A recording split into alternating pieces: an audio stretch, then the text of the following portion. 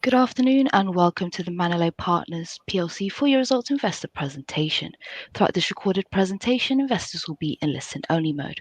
Questions are encouraged and they can be submitted at any time using the Q&A tab situated on the right-hand corner of your screen. Simply type in your questions and press send. The company may not be in a position to answer every question received during the meeting itself. However, the company can review all questions submitted today and publish responses where it is appropriate to do so. Before we begin, I would like to submit the following poll. And I would now like to hand you over to CEO Stephen Cookland. Good afternoon to you, sir. Good afternoon, Alex. Thank you very much indeed.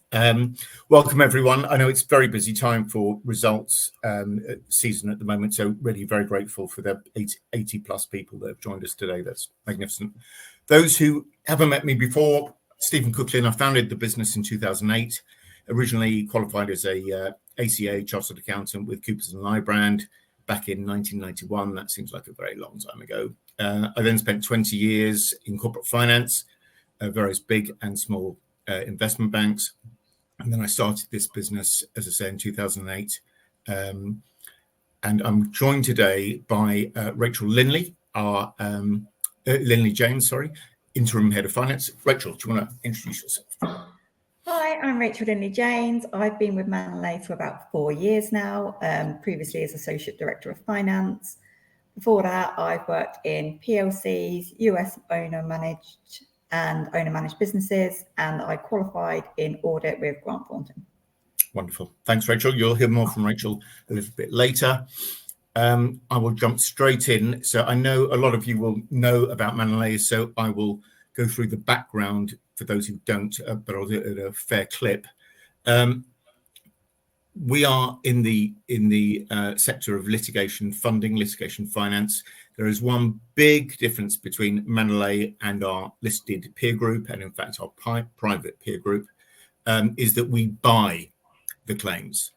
So we are the claimant. That gives us full control over cost budgets, settlements, whether to issue proceedings, whether to appeal proceedings, everything. It's our asset, if you like. And it's only in the world of insolvency that one can own a claim that you weren't originally involved in. So that's our kind of unique spot. And that's really why we have stayed within insolvency, only because we do like the control dynamics. So we've been around for 16 years now, invested in over 1,600 UK insolvency claims, and completed a very high percentage of those, 1,200, generating case settlements of £166 million. As you'll see a little bit later, the returns on our investments were very granular, as you can see over hundreds of cases, are very consistently high. The UK insolvency market, so this is going back to the year 2000 and up to the current date. This is from the Insolvency Service, who publish these stats every month. So in normal times, there are around 1,200 company insolvencies every month.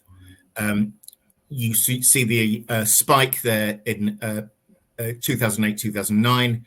That, of course, was a great financial crash, Lehman Brothers, etc.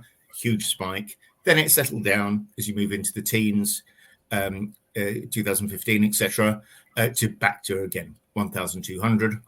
It then drops off very, very sharply in March, April 2020, which was when COVID hit globally and, of course, in the UK.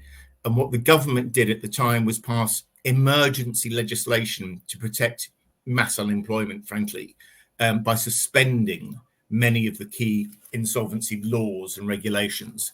And that lasted for a good 2 years. And of course, government had also put a huge amount of liquidity into the UK economy during that COVID period, again, to keep people afloat. So it's about 700 billion got injected into UK corporate space.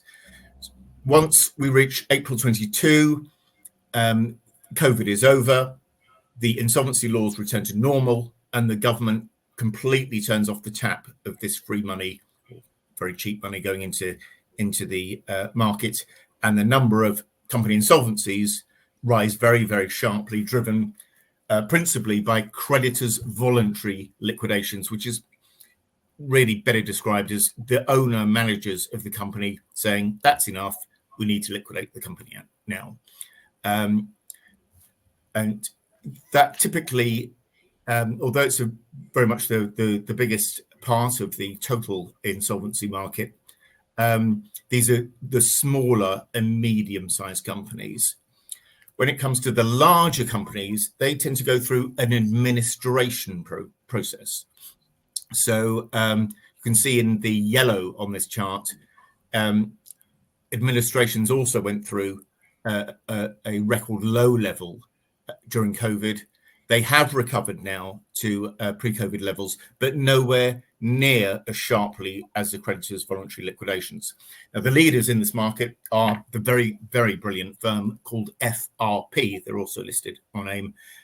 They are by far the leaders in administrations, and they reported, I think it's about 9 months, a year ago, that their number of administration appointments was down about 50%. I'm sure they've recovered strongly since then.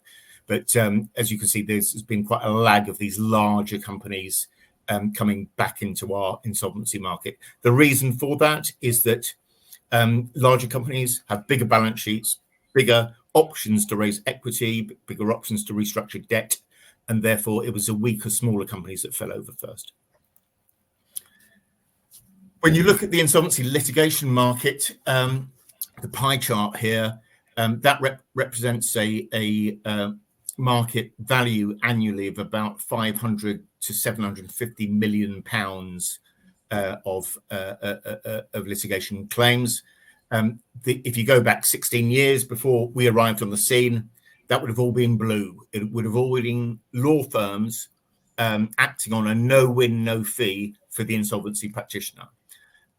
So the way that worked was that while the case was going on, the law firm would not charge any costs to the IP. But if any recovery was made, they would charge double in broad terms. We then came to market with our model. And as you can see, the litigation finance piece of the pie is now up to 20-25%. And of that, Manolete, of the yellow piece of the pie, Manolete is by far the dominant number one company at 67% of the yellow segment. The market opportunity is to turn all of the blue yellow. We listed in December 2018. What we did primarily with the IPO proceeds was to build our own in-house regional network, covering everywhere from Edinburgh in the north to Bristol to Manchester to Leeds to Newcastle, Cambridge, and then down to Exeter and Brighton. And this has been absolutely key. These are partner level employees joining us from law firms where they've been practicing for often years and years and years, even decades. And they were tended to be the go-to person in Exeter or the go-to person in the Midlands. And now they work for us. And so when they join us, they have amazing contacts to bring to the party. The mix of cases, again, I think this is what differentiates us again from our peer group, is it's really the same 7 case types, day in, day out, month in, month out. They're listed there. And as you can see at the table at the bottom, 99% of the cases that we purchased, that we invested in this current in FY25, 99% were purchased and just 1% were funded. Now, the reason for the small residue of funded cases, they will almost certainly be personal bankruptcy cases. So we can't buy those, at least not yet. So we fund those, but the purchase cases, the 281, are corporate cases. Very briefly, how does insolvency happen? Company gets declared insolvent by the directors, or the creditors petition to have it wound up. For example, HMRC, you haven't paid your taxes for 2 years. We've had enough. We want to appoint a liquidator, and a court appoints the liquidator. But it could be the CVLs, as we saw earlier. It's usually the directors appointing the liquidators. And you see, they will do that hoping that the liquidators will not give them a hard time on any claims against the directors. Happily, in the UK, we have an outstanding and very ethical insolvency practitioner industry, and they do a fine job. So an IP gets appointed one way or the other.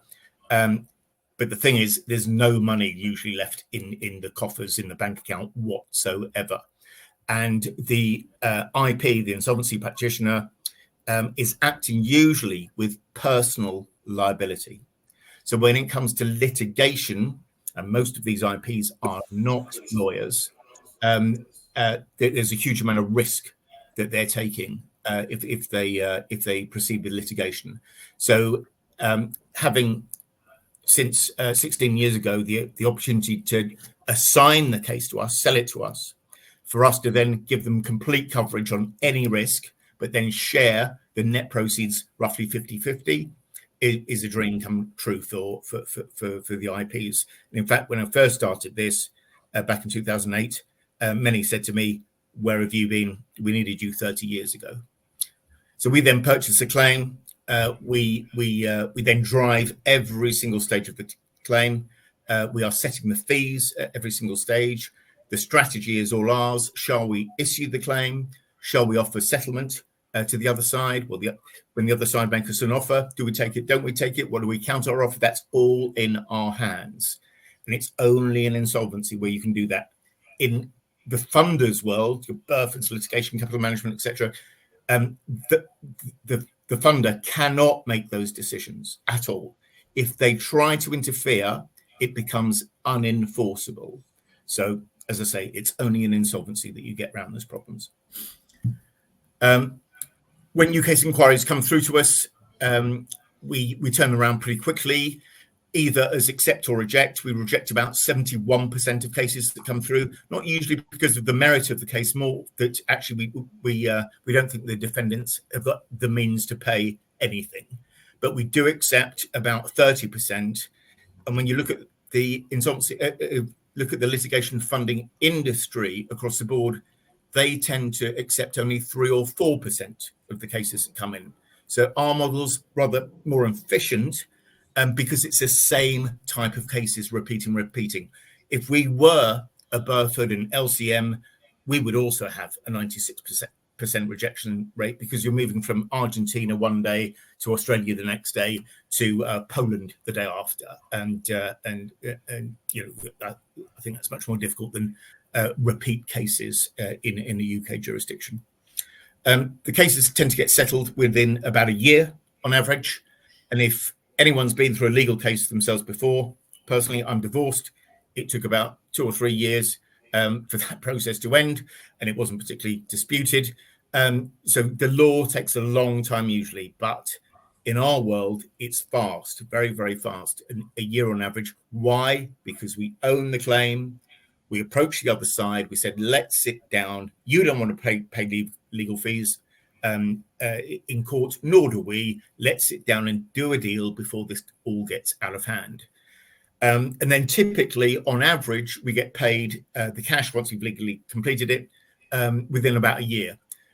Tends to be the bigger cases have got deeper pockets and insurance company behind them, or very wealthy former investor managers, owner managers, and they can pay very quickly. It's actually the smaller cases where you've just got to give them time to pay because they've lost their company, their lives are a bit all over the place, they've got a job now, and they'll need 6, 9, 12 months to pay. If they don't pay, we've got a charge over their house, we've got restrictions over their family residency, and we will collect on that if necessary. Happily, we hardly ever have to do that.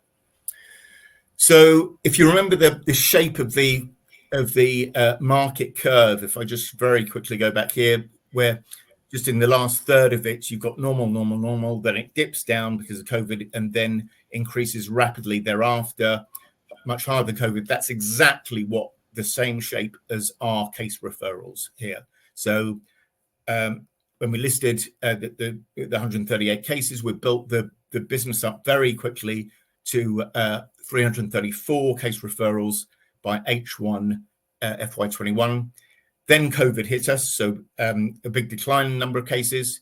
That lasted 2 years, and since then we have risen much higher in numbers of cases than pre-COVID. And that's exactly reflected in our signed cases, because we're rejecting 70%, 30% get signed.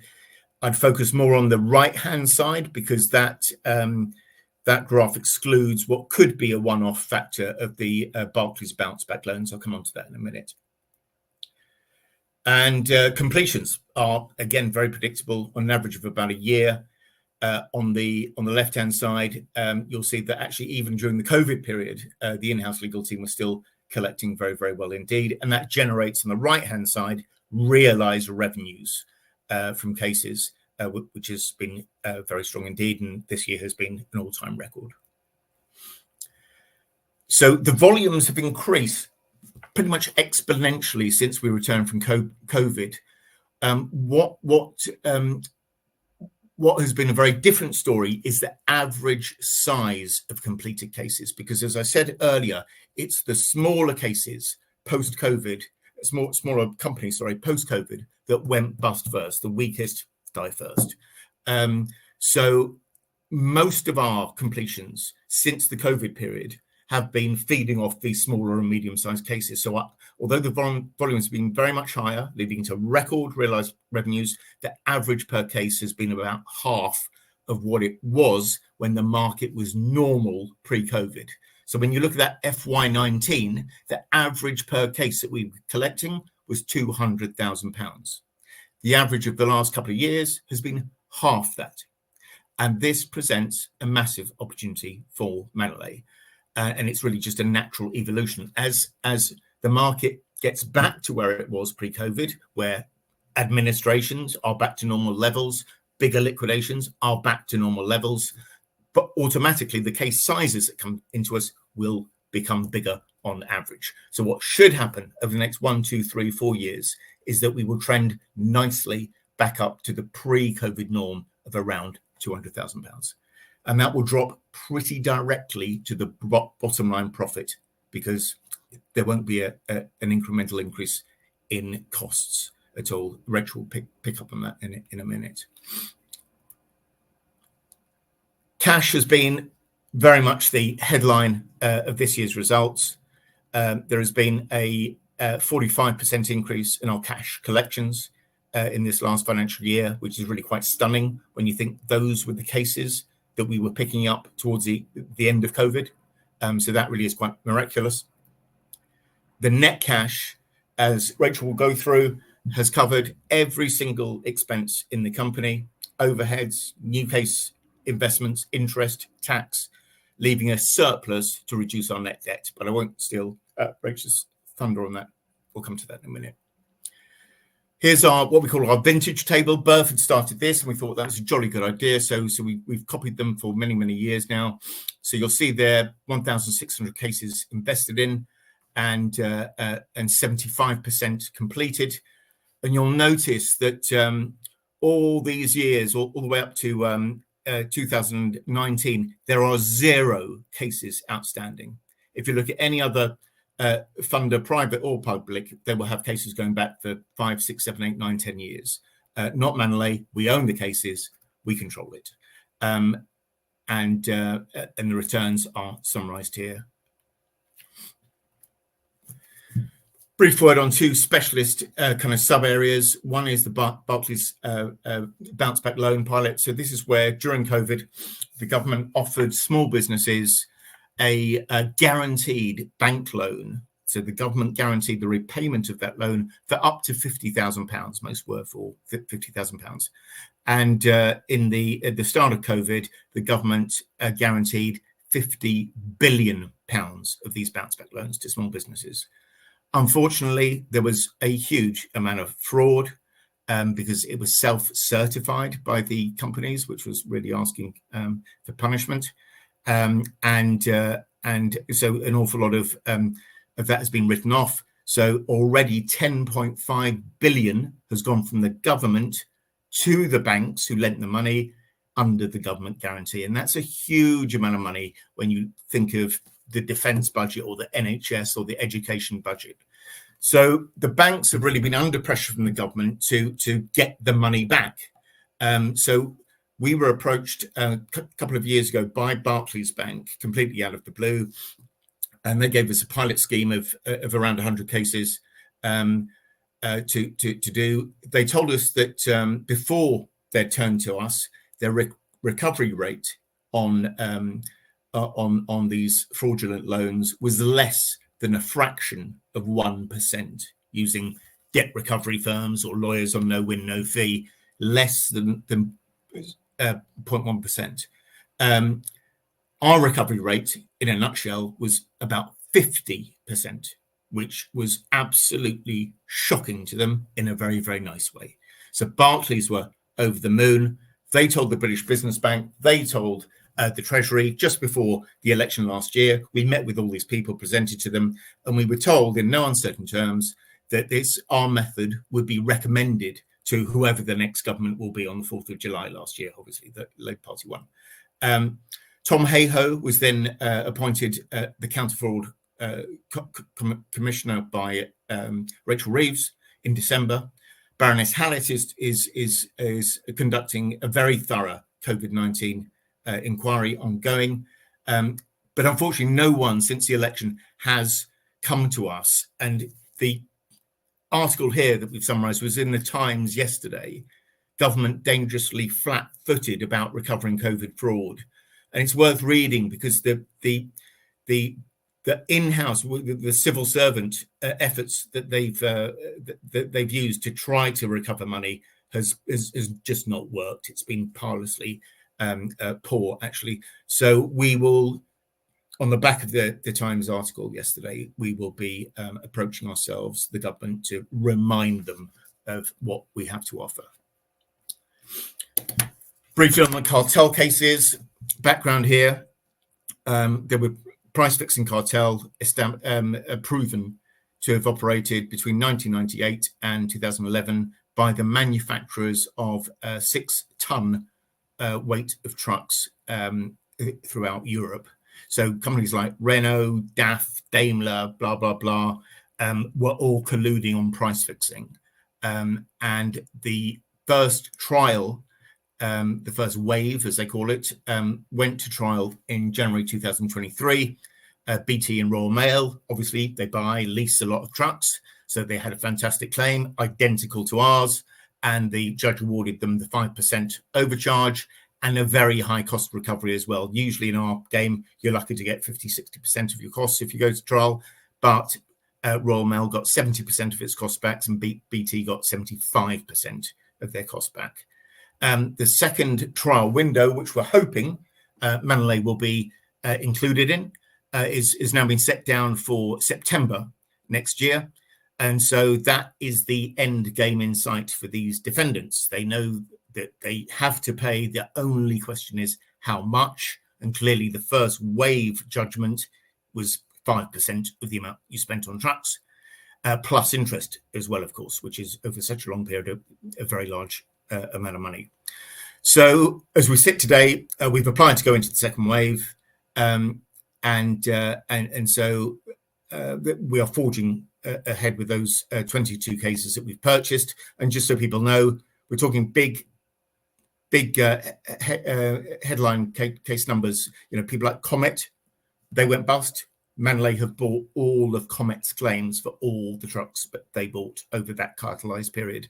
CityLink, the delivery firm, we bought all of their trucks as well.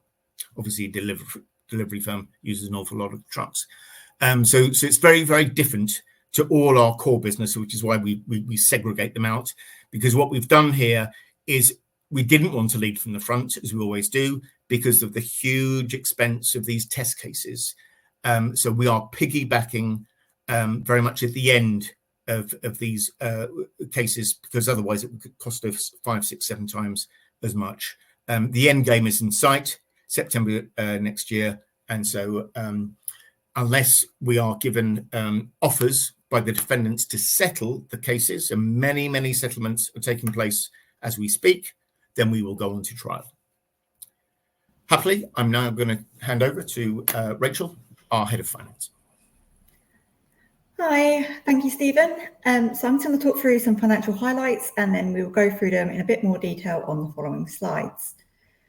Total revenue for the year was up 16% to 30.5 million, 97% of which was made up of realised revenue. That's the revenue from completed cases. That was up 22% year on year. This meant a 3% increase in our gross profit to 10.4 million from 10.1. Overhead stayed vaguely in line with where they were last year at 7.5 million, showing that we are capable of monitoring and capturing these nicely for the business. We generated an EBIT of 3 million, again up on last year, 19% up due to these high number of cases and completions and control of our overheads. As Stephen's already mentioned, the big story for us at the moment is the cash generation, which is exceptionally strong at 15.2 million net cash from completed cases. And this has allowed us to reduce our net debt in the year from 12.3 to 11.1 million. Next one, please, Stephen. As mentioned, total revenue of 30.5 million, which is shown in the graph of how it is made up. 97%, as mentioned, is realised revenue, with 3% being from unrealised revenue. This is the revenue. The unrealised revenue is our movement on fair value of live cases, less the movement of the fair value to realised revenue once a case completes. Gross margin fell 5% to 34%. This is due to an increase in legal spend, which is mainly inflationary purposes, and the IP share of completions. Because our average case numbers have been smaller, IPs get... Sorry, Rachel, you have just frozen. Case and a £2 million case roughly stay in line. As the average case completion increases, we expect our gross profits to improve in line with this. Next one, please. Overhead stayed vaguely in line with prior year, which is, as mentioned, is due to our cost controls. We have a very good in-house legal team and good finance team, which keep on top of these regularly. The increase in EBIT is generated from strong completions in the year, and the positive unrealised revenue, which meant to a profit before tax of 1.4.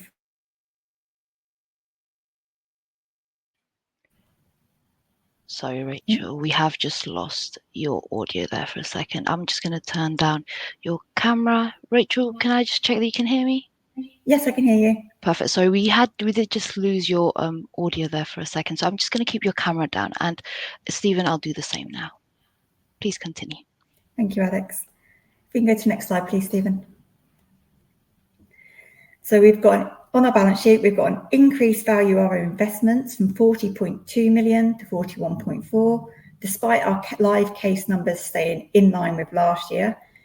This represents an increase in the larger cases now starting to flow through. As Stephen's mentioned earlier, we're getting better value cases, which is then generating a higher asset for the company.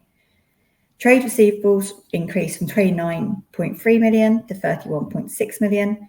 This has been generated through the strong level of case completions during the year, and I'll go into detail on trade receivables a little bit later on. Year is 12.5 million compared to 13.75 million at last year. Due to our strong cash generated this year, we have been able to repay 1.25 million of our RCF facility. And this has led, as mentioned, to a drawdown to a decrease in our net debt from 12.3 to 11.1 million. So strong cash flow receipts of 25.6 million. FY23, for comparison, include the singular completion with a gross receipt of 9.5 million. If this was removed from FY23 as a singular large cash receipts for FY23 would have been 17.2 million.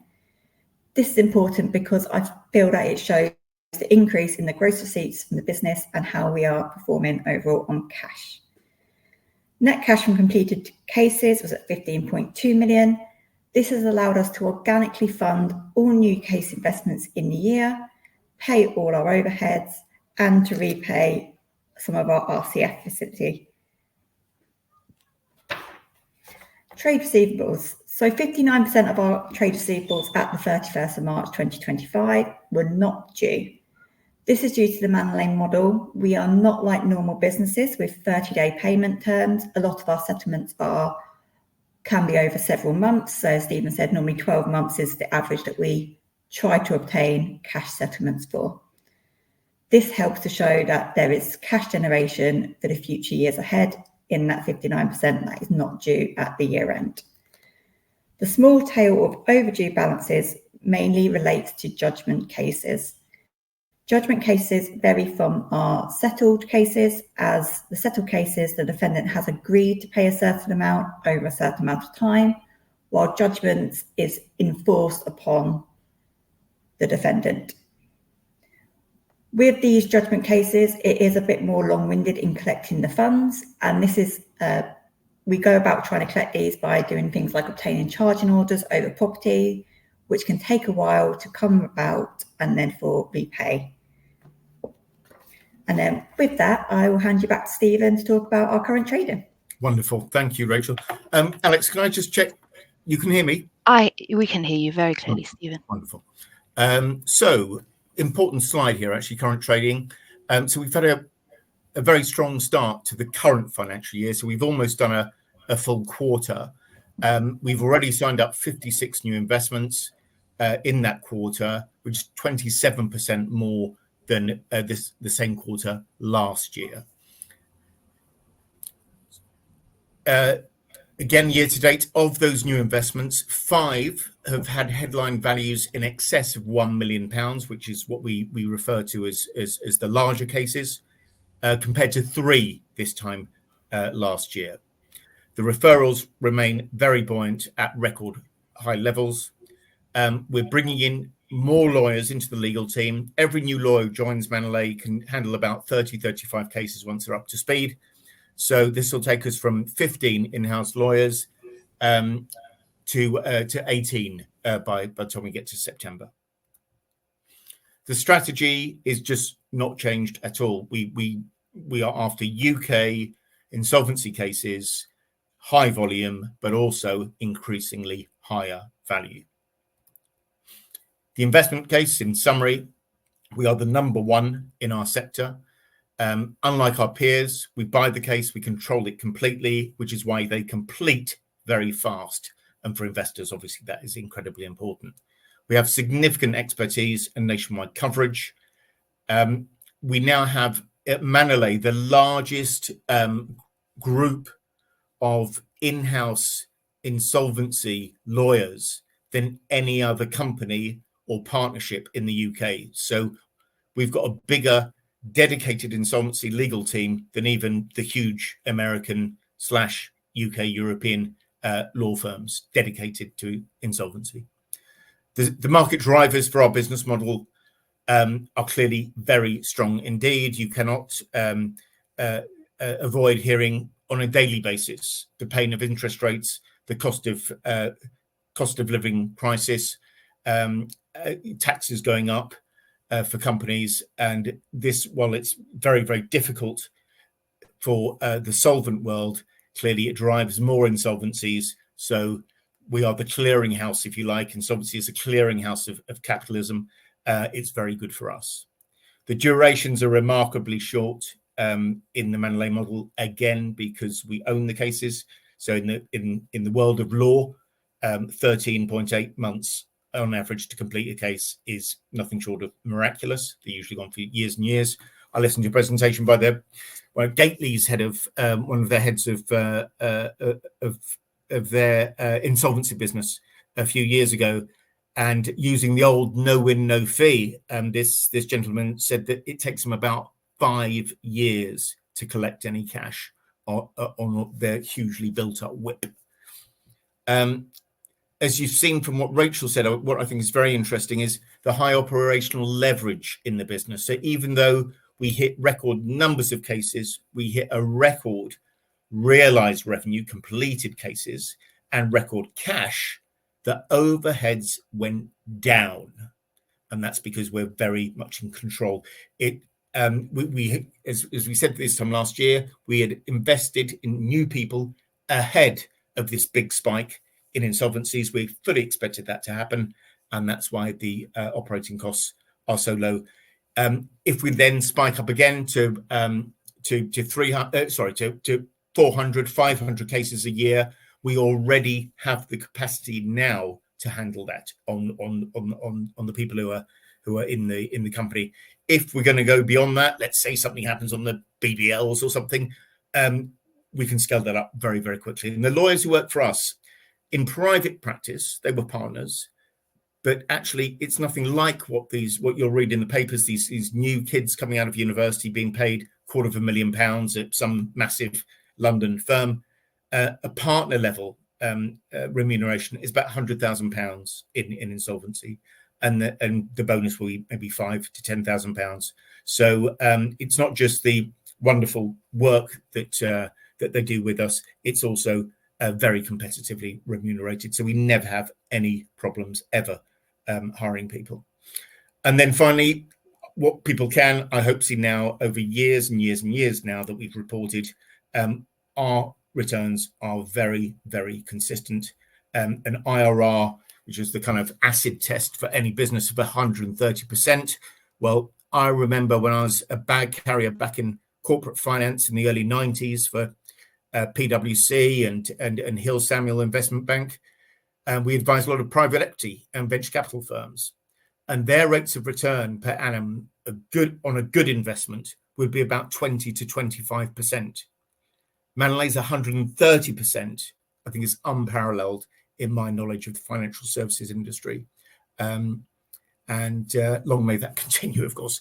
Alex, going to hand back to you for Q&A. Yes, of course. Thank you very much, Stephen and Rachel, for your presentation this afternoon. Ladies and gentlemen, please do continue to submit your questions using the Q&A tab situated on the top right corner of your screen. While the company take a few moments to review those questions submitted today, I would like to remind you that a recording of this presentation, along with a copy of the slides and the published Q&A, can be accessed via your investor dashboard. Stephen, Rachel, as you can see, we have received a number of pre-submitted questions as well as live questions. And Stephen, if I may now hand back to you and kindly ask you to read out the questions where appropriate to do so, and I'll pick up from you at the end. Thank you. Sure. Thank you, Alex. So I won't read the full question out because it's rather long, but let me try and summarize it. It's in relation to the cartel claims. As I said in the presentation, our strategy on these is the diametric opposite to our normal cases. So whereas our normal cases, we're pushing to get them settled very, very fast indeed, we're doing the opposite on these cartel claims. Why? Because we knew from past experience that these would be very high cost cases to run. So we have piggybacked the really big companies and the really big law firms that they are using to fight the case. So British Telecom, Royal Mail, the Road Haulage Association, they are at the cutting edge of these claims, identical claims to ours.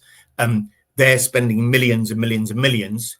Our spend in the last year was £300,000. So we think it's a very smart way to have operated these. And now the denouement, the end is in sight, September next year, if not settled before.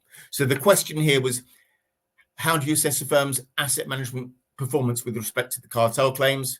Well, please wait for the returns to come in. We cannot talk about the returns until they are done. This is highly commercially sensitive. I would just say, watch this space. The second element of the question, BT and Royal Mail both settled that. Well, they didn't settle. They went to trial, my friend. So to your question, is it a mistake not to issue proceedings earlier? I've tried to explain it. It would have cost to us and our shareholders millions and millions, and indeed HSBC. Then the final element of this question, specifically, now that your hearing date is being delayed by 12 months to 2026, are there serious efforts underway to settle?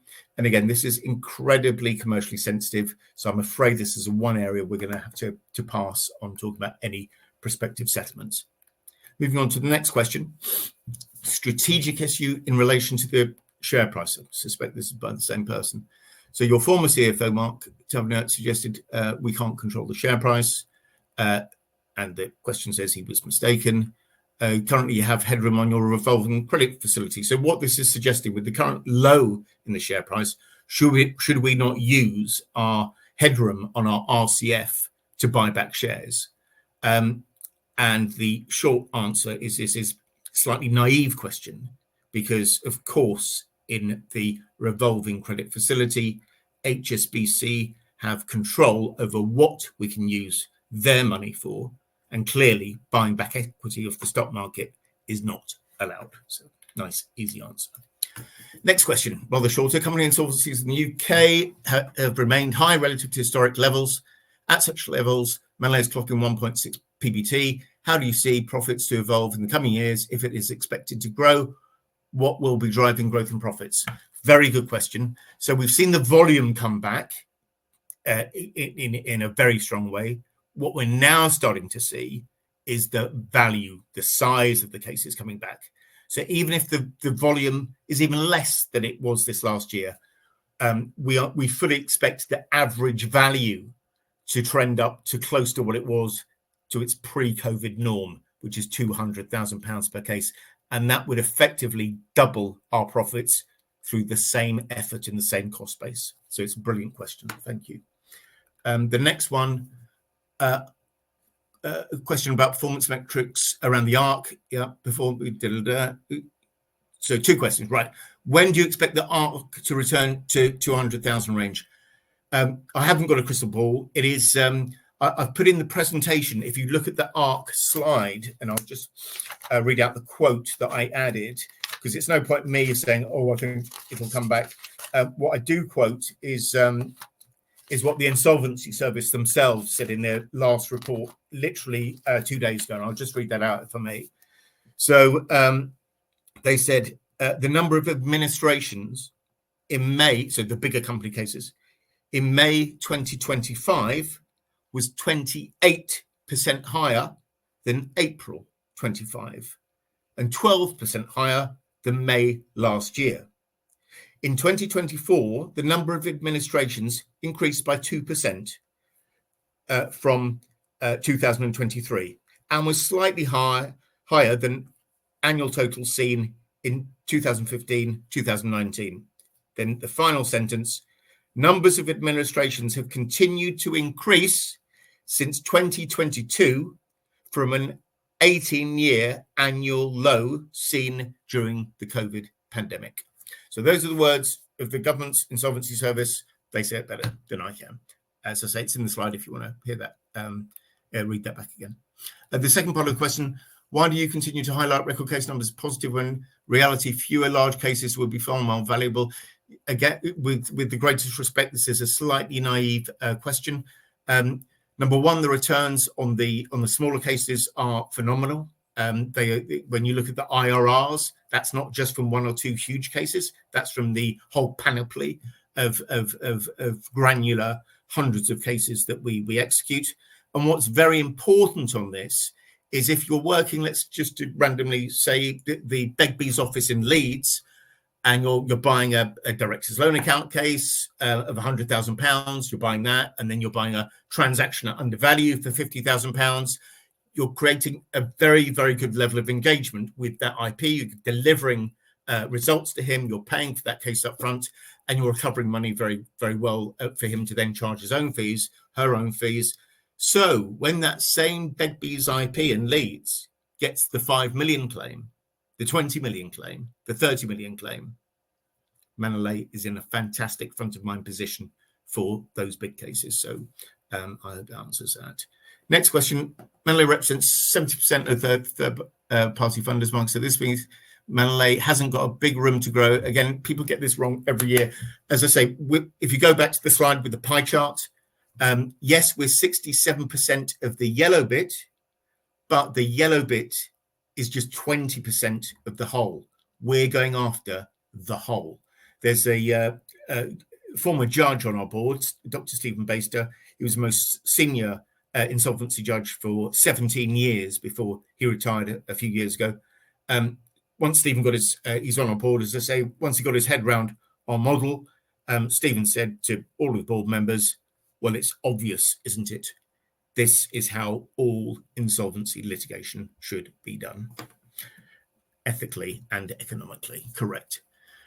Next question, I think is something new question. So Tom Ayo was appointed corruption commissioner actually in December to recoup 7.6 billion. Initially, I expected Manolete to hugely benefit from this placement with a mother load of new litigation go. Sadly, it hasn't happened. Absolutely right. In reality, isn't Ayo's job a sinecure? He works one day a week for a 12-month contract that produces little end results, or I'm being too pessimistic. Whoever's written this, I just don't know. We just don't know. As I've said, we had some really, really good meetings in June last year, days before the general election, with really senior gatekeeper civil servants, BBB, and others, and they were very positive. Unfortunately, we haven't been called yet, but I'm hoping that articles like the one yesterday in the Times that I highlighted during the presentation will encourage the government to reach out again. But as I say, we, on the back of that Times article yesterday, we will be writing to the relevant ministers ourselves. I won't read out the joke, but it's a decent joke. Q1, number of next question. Q1, number of employees doubled since 2020, but results do not reflect added value. Why? The size of the cases, the COVID, a suspension of our market for 2 years, and the fact that the larger cases haven't come through. It says, what are we as a board going to do about restoring meaningful profits? Hopefully, I've explained that with the large cases and certainly the much higher volume of cases than we were seeing beforehand, and the new additions to the team, of course. We've got James E here. In your report published today, you say the competitions appeal window. So this is truck cartel claims, secure positions. Yes, right. So the question is it a formality that Manolete will be in the second wave? No, it isn't. This is a very good question, James. Thank you. It isn't a formality. You have to apply, and for some reason, the defendants may object. There might have to be a hearing, and then you're in the hands of a judge. Do I care? Is it that crucial for 2026 that we're in that second wave, if not the third wave, of course, after that? No, it isn't, because first wave went completely against the defendants. It was appealed by, I think, DAF in the Court of Appeal. That failed completely, the appeal. They appealed on, I think, at least 5 heads of terms, DAF.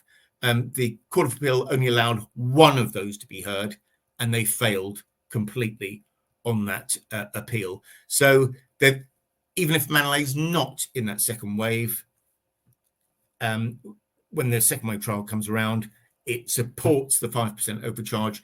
It supports the interest claim back. It supports the very high level of cost reimbursement. These finance directors and shareholders and boards of these big companies, surely to goodness, will see sense in putting an end to their own massive legal spend on defending the indefensible. Cantering along, why is it taking so long to get back to pre-COVID levels of average case sizes? Slightly repetition. So I would hope I've answered that with the administrations coming back. That piece that I read out from the Insolvency Service. James E again. Return on capital. Your return on capital is far higher than cost of capital. Why pay down the RCF instead? Why pay down instead of reinvesting in new claims? James, it's a balancing act between the two. It's kind of flavour of the month in the city to be lowly geared, and then when things are booming, it's flavour of the month in the city to be highly geared. So we're trying to strike a sensible balance for the company, sensible balance for shareholders, and of course a sensible balance in our relationship with HSBC, which has been ongoing since 2017. They've been a fantastic partner to us all the way through. I'll take a few more. Scrolling down, Alex C says, would you agree the business has failed to sustain high margin? So again, this is back to the case sizes. So let's just go through this. What Rachel said. If your average case size now is you're settling at 100,000. So let's say we bought that case for 5,000. Let's say out of the 100, there's then 80,000 left to split 50-50 with the IP. So the margin on that for Manolete is only 40 on our investments of 100,000. Now, with the bigger cases coming through, let's say we settle one at £3 million. Yes, the cost might be more, maybe £200,000 would be typical estimate for that kind of thing. But Manolete then is taking a huge absolute number out of that claim, as are the creditors. We are absolutely aligned. So when they win more, we win more. There's a bigger cases coming through now. Don't read my words, read the Insolvency Services words. That should restore the margin very healthily back to where we were before. Last two or three, if I may, Alex.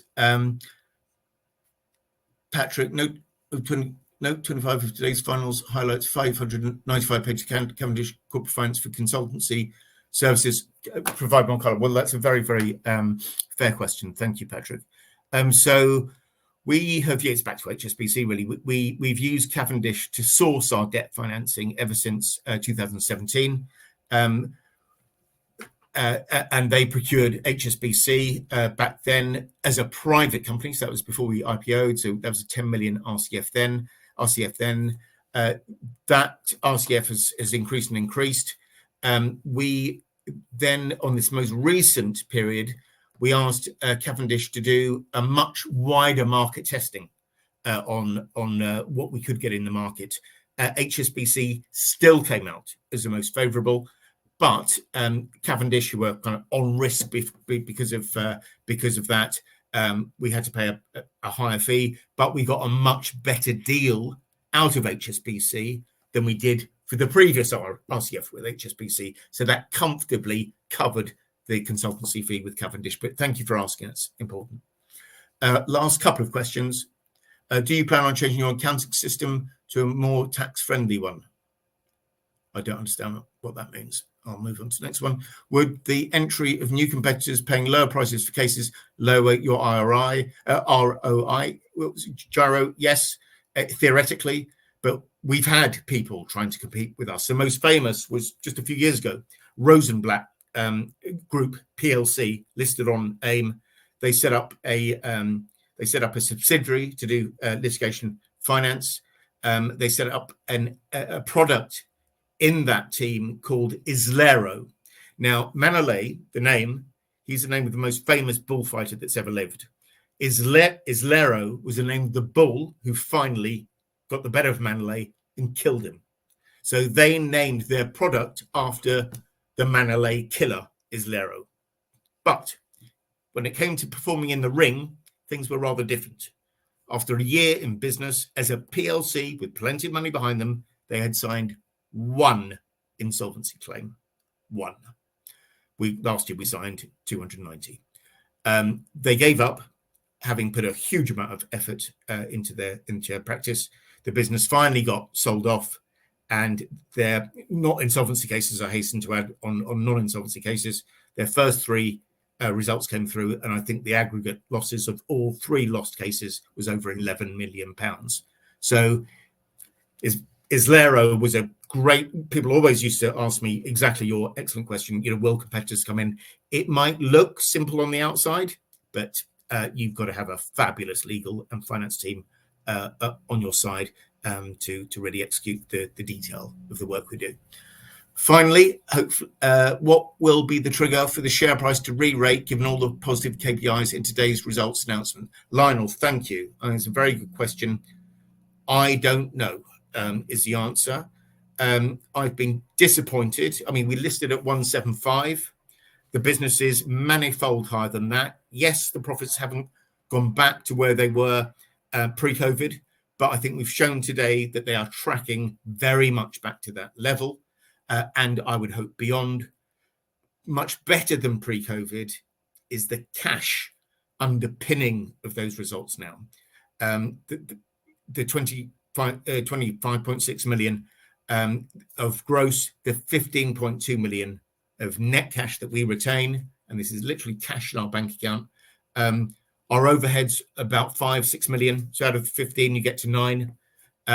Invest in new cases, 7. 2 million left over, pay down debt. So as this volume comes through, as the cases get bigger, we are out of the woods, I believe now, and I hope that the markets will catch up with that in due course. But thank you all very much indeed. Really excellent questions. Alex, back to you, please. That's great, Stephen. Thank you for addressing all those questions for investors today. And of course, the company can review all questions submitted today, and we will publish those responses on the Investor Meet Company platform. But Stephen, before I redirect investors to provide you with their feedback, which I know is particularly important to the company, could I please just ask you for a few closing comments to wrap up? Yes, I said very briefly. We had a very, very tough time during COVID, worse than I expected, because I thought it'd be over much quicker. The government at the time, Johnson, was saying, it'd be over in 3 months. We got a vaccine. The insolvency laws will be put back where they were within a couple of months. It lasted for 2 years. Now, that's not criticism of the previous government at all. It was the first time in 100 years that we'd had a global pandemic. But we came out the other end of that, and I think from every perspective, numbers of cases, numbers of referrals, cash, we have shown how resilient this team has been. And we are now getting the dividend of COVID, which is a huge public debt, high interest rates, and therefore a lot of insolvencies.